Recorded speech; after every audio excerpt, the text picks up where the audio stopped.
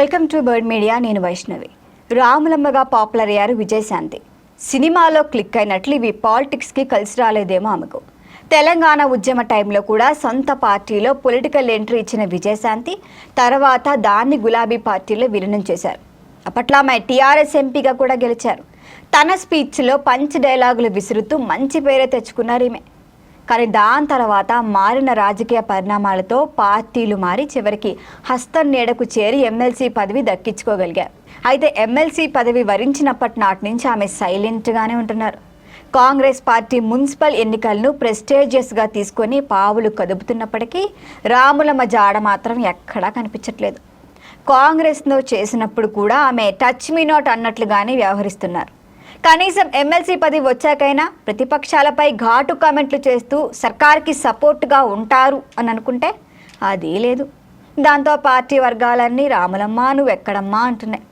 ఇక మరొక వైపు ఎమ్మెల్సీ కాదు విజయశాంతి పదవి ఆశిస్తున్నట్లుగా ప్రచారం జరుగుతోంది. అసలు ఆ పదవి వచ్చాకైనా మౌనం వీడతారా రాములమ్మ అనే ఆశలపైన కూడా సెటైర్లు వినిపిస్తున్నాయి. అయితే 2023 అసెంబ్లీ ఎన్నికల కంటే 2 నెలల ముందు ఆమె కమలం పార్టీని విడిచి మరొకసారి హస్తం గూటికి చేరారు. స్టార్ క్యాంపెయినర్గా ఎన్నికల ప్రచారంలో కూడా పాల్గొన్నారు. అయితే ప్రభుత్వం ఏర్పడిన తర్వాత మాత్రం ఆమె ఇప్పటికీ ఎక్కడా కనిపించలేదు. కనీసం ప్రభుత్వం అమలు చేస్తున్న సంక్షేమ పథకాలపై కూడా ఆమె మాట్లాడలేదు. ప్రతిపక్షాల విమర్శలపై కౌంటర్సు లేదు. అయితే ఎలా చక్రం తిప్పారో రాజకీయాల్లో ఇక ఆమె పనైపోయిందన్న టైంలో కూడా ఎవ్వరి ఆశీస్సులు దక్కాయో కానీ సడన్గా ఆమె ఎమ్మెల్యే కోట ఎమ్మెల్సీ అయ్యారు. మరి ఆ టైంలో కూడా ఇన్ని రోజులు మౌనంగా ఉన్నారు. పార్టీకి దూరంగా ఉన్నారు ఎందుకు అని అడిగితే మనకంటూ ఏమైనా బాధ్యతలు అప్పగిస్తే కదా పని చేయటానికి డైలాగ్ కొట్టారు ఆమె. ఇప్పుడు తనకు పార్టీ బాధ్యత ఇచ్చింది కాబట్టి బాధ్యతగా పనిచేస్తా అని కూడా చెప్పుకొచ్చారు. అయితే వాస్తవానికి విజయశాంతి ఎమ్మెల్సీ పదవి కట్టబెట్టినప్పుడు కాంగ్రెస్లోనే అనేక విమర్శలు వచ్చాయి. ఏఐసిసి ఇన్ఛార్జి మీనాక్షి నటరాజన్ 2017 నుంచి పార్టీలోనే ఉన్నవారు. మరి ఆ పార్టీలో ఉన్నవారికే పదవుల బాధ్యతలు తీసుకురావాలని కూడా అన్నారు. కానీ ఇప్పటికే పార్టీ కార్యవర్గాల ఏర్పాటు అదే లైన్ ఫ్లో అవుతున్నప్పటికీ రాములమ్మ 2019 పార్లమెంట్ ఎన్నికల తర్వాత కాంగ్రెస్ పార్టీని వీడి కమలం గూటికి వెళ్ళారు. గులాబీ పార్టీలో మెదక్ ఎంపీగా గెలిచిన ఆమెను తర్వాత కేసీఆర్ పక్కన పెట్టేయడంతో కాంగ్రెస్ పంచకే చేరారు. దాని తర్వాత కాషాయం కండువా కప్పుకొని కేసీఆర్ని గద్దె దించటమే తన లక్ష్యమని చెప్పారు. అది బీజేపీతోనే సాధ్యమని భారీ సెటిల్మెంట్లు కూడా ఇచ్చారు. అయితే 2023 అసెంబ్లీ ఎన్నికల్లో బీజేపీకి తెలంగాణలో అంత సీన్ లేదని ఆమె కూడా తెలిసిందే. దాని తర్వాత రాష్ట్రంలో కాంగ్రెస్ గెలిచి రేవంత్ రెడ్డి ముఖ్యమంత్రి అయ్యారు. ఇంకేముంది ఆమె ఫ్లేట్ ఫిరాయించారు. యూటర్న్ తీసుకొని తిరిగి మళ్ళీ హస్తం నీడకే చేరుకున్నారు. మరి ఆమెకి కాంగ్రెస్లో ఎమ్మెల్సీ పదవి ఎలా ఇచ్చారు అన్న సమాధానం లేని ప్రశ్నగానే మిగిలిపోయింది.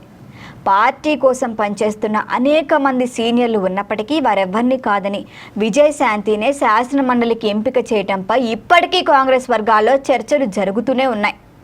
సరే ఎలాగోలా పదవి దక్కించుకున్నారు ఓకే అనుకున్నాం. పోనీ ఎమ్మెల్సీ ఇచ్చిన తర్వాత అయినా ఆమె యాక్టివ్ అయ్యారా అంటే అది లేదు. ఎమ్మెల్సీ పదవి వరించిన తర్వాత కూడా బీఆర్ఎస్ నాయకుల విమర్శలకు విజయశాంతి గట్టిగానే కౌంటర్స్ ఇస్తారు, గట్టిగానే ఆమె స్వరం వినిపిస్తారని అంతా భావించారు. అయితే బరాబర్ కౌంటర్లు ఇస్తారని కాంగ్రెస్ శ్రేణులు భావించాయి. అయితే గులాబీ పార్టీ ఎదుర్కొన్న అవమానాలు గుర్తు చేసుకునేనైనా ఆమె బదులు తీర్చుకుంటారు అనుకున్నారు. ఇక కేసీఆర్ రాజకీయంగా దగ్గర నుంచి చూసిన వ్యక్తి కాబట్టి ఆయన్ను టార్గెట్ చేయటం ఆమెకి సింపుల్. అసలు అట్లీస్ట్ ఇదైనా చేస్తారని అందరూ భావించారు. బట్ ఇప్పటికీ అయితే ఆమె నోరు విప్పట్లేదు. ఆఖరికి బీఆర్ఎస్ ప్లేనరీలో కేసీఆర్ కాంగ్రెస్ను టార్గెట్ చేసినా ఈమె మాత్రం తనకు సంబంధం లేదు అన్నట్లుగా ఉండిపోవటమే తీవ్ర విమర్శలకు దారితీస్తోంది. ఇక విజయశాంతి తీరుపై కూడా పార్టీలో గుసగుసలు వినిపిస్తున్నాయి. అయితే కొన్నాళ్ళ క్రితం జరిగిన పెహల్గాం ఉగ్ర దాడి తర్వాత కూడా సర్కార్ నిర్వహించిన క్యాండిల్ ర్యాలీలో మాత్రం అటెండెన్స్ వేయించుకున్నారు విజయశాంతి.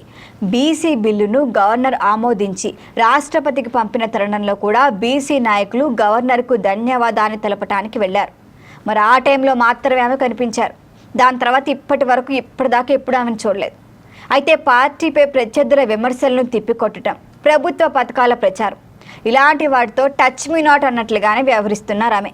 కనీసం ఇప్పుడు ఈ పదవి వచ్చాకంటే ఎమ్మెల్సీ పదవి వచ్చాకైనా ప్రతిపక్షాలపై ఘాటు కామెంట్లు చేస్తూ సర్కార్కి సపోర్టుగా ఉంటారు అంటే అది కూడా లేదు.